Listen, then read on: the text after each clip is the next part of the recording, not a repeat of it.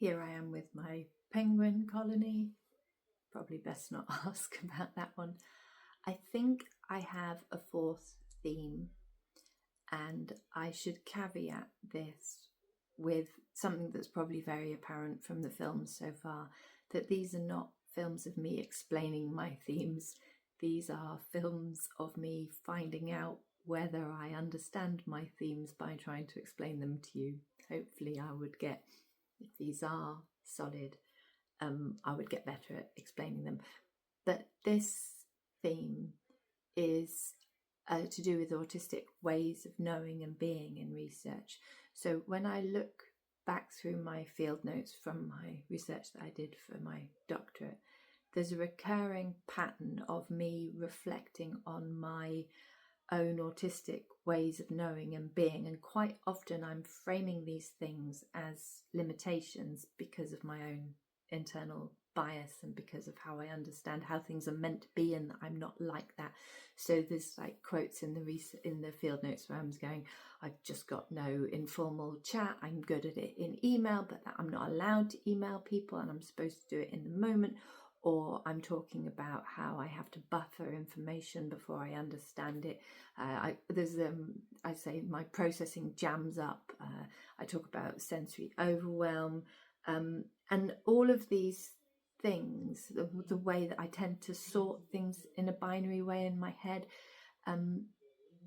I viewed as limitations, and it felt like they were obstacles to the work. So a good example of that is that when I've been in a social situation, I was trying to think of I can't think of a better way of describing it other than that experience buffers through.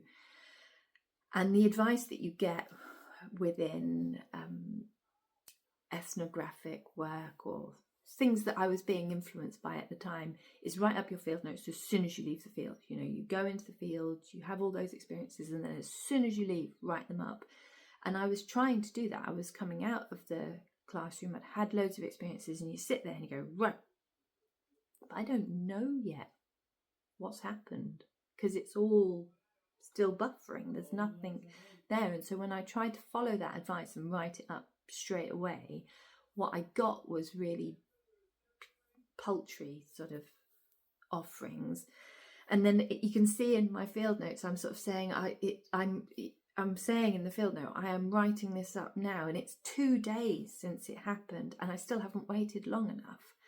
But then by the time I get to the end of the process, I am planning for that buffering. So what I do is I go into the field, I have all those experiences, and then I go to a big supermarket and I just walk up and down the aisles. And that was to provide me a physical space to do that buffering, because it's a monotonous, low demand environment. And so if I then did that, I could go home and write, and then I could follow the advice, write it up as soon as you can, because I had intentionally provided the buffering time. So I was kind of working with my autistic processing rather than against it.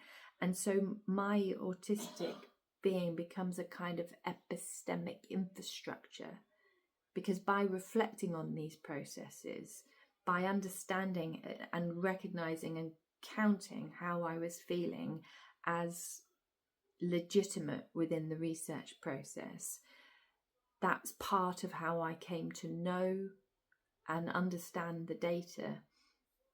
And so I've got notes. I've got notes. Look, I'm turning the page on my notes. That kind of my autistic way of being was part of the construction of knowledge in my doctoral research. And there are kind of natural cycles to it that then provided a structure for how the work was conducted, so that I could only take in. So originally I was trying to stay in the field for as long as possible, because you want to get as much data as possible.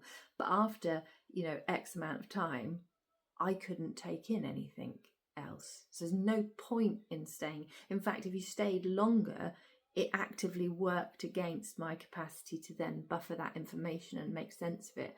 And so those processes in me became externally the rhythm and the routine of doing the research. It would be go in, have all the experiences, reflect on them, write through them, recover, and then go back in again.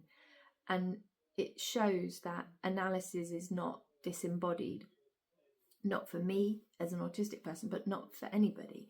It's just that being forced to recognize it because you don't conform to the norms demonstrates it. And so those autistic modes of attending, sensing, patterning experience were analytic.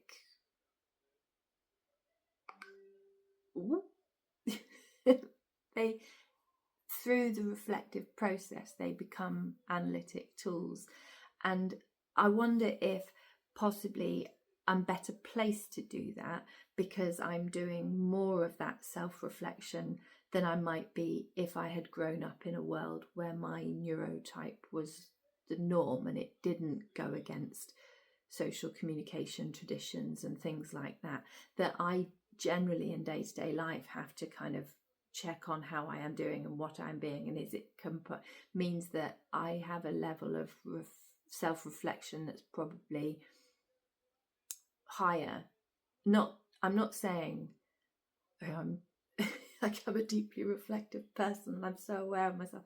It's just a kind of, it's a necessary thing. A bit like if you were in a country where the traditions were not the same as your own, you might be being extra aware of whether you're being rude or whether you're being appropriate, and you've got that, you're doing it more than normal, and it's not because you're a special sort of person or anything. It's just fact, and it is just fact of my life that I'm probably doing those things more than normal, and that reflective process was then useful as a data analysis process.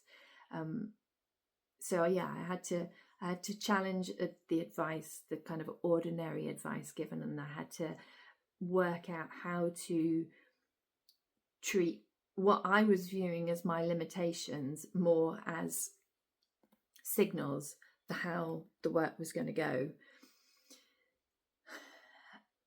And it becomes this iterative process.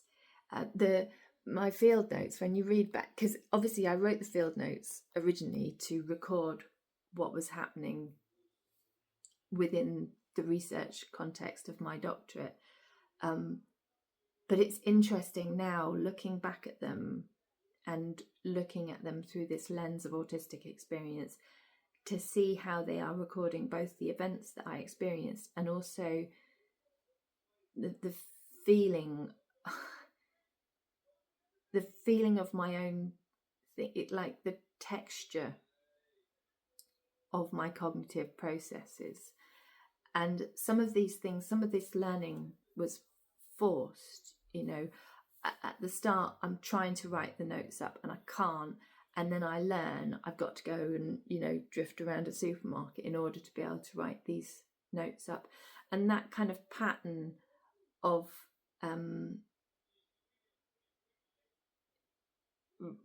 reflection,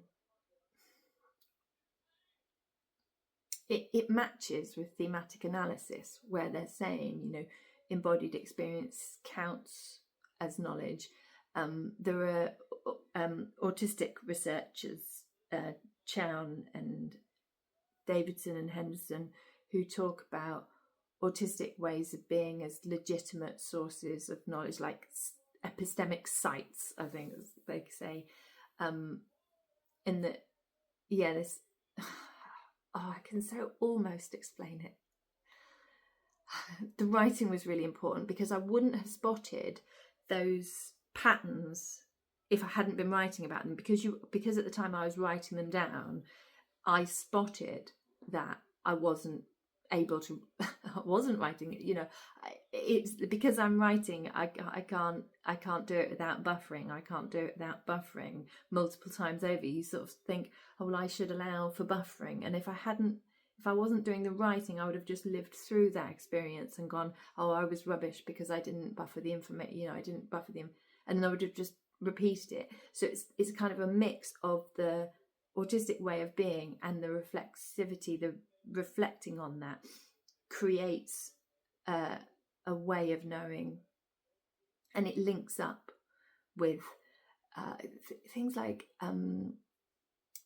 there's a Bion, I probably have said the name wrong because I've only ever read it, was writing about how mothers come to understand their young and that they are present with them, feel what's going on, feel their own body, and then kind of process that through. And that digestion of emotion. And it's interesting because that's somebody 1962, ages ago, and I was using in my work intensive interaction, which is itself founded in researchers who were looking at infant caregiver relationships. And I slightly wonder whether, because I was using a tool that's like that, whether it's amplified that experience of recognizing your own embodied state of being. And Yep.